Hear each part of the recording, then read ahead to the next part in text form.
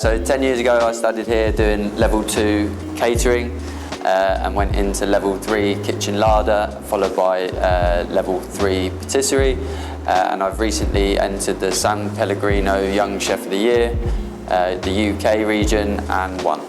So one day I was just scrolling through Instagram, which is a great platform to use to see what other chefs are up to. I'd highly recommend following some decent chefs to get some inspiration as well. I was just scrolling through and I saw a video of Sat Baines, a chef up in Nottingham, and he was basically saying that this is a competition if you want to get ahead, and I wanted to.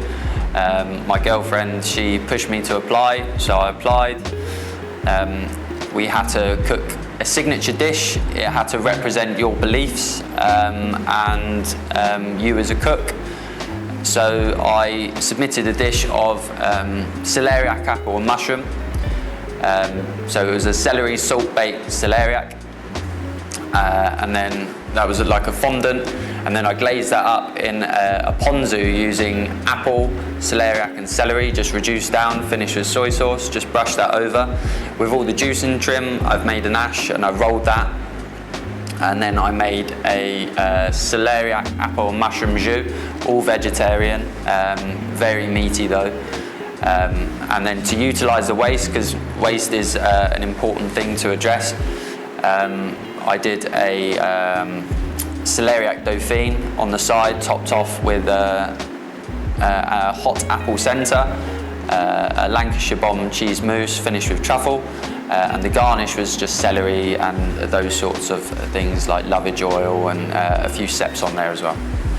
So at the first stage of the competition I had a mentor, which was my current head chef, Alistair Barsby. He helped me really tweak the presentation and get that really sharp.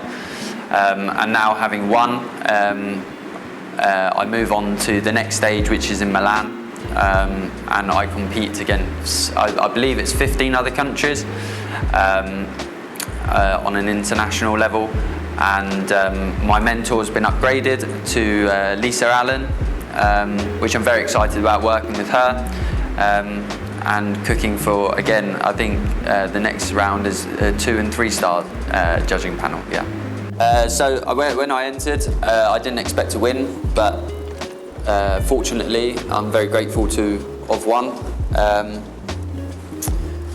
I didn't expect it, but having the esteemed judging panel of 2-star and 1-star chefs enjoying my food was an amazing feeling.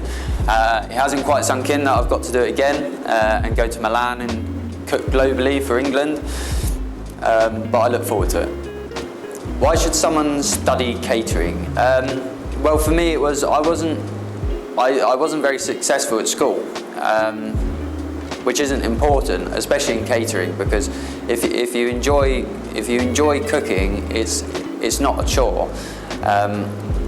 If you make delicious stuff, it just keeps you going. I think there's always a goal and a next goal and a next goal, and you're always learning as well. For me, I wasn't very well educated at school, but with cooking, you learn every single day. Like even by small, minute things, it's very exciting.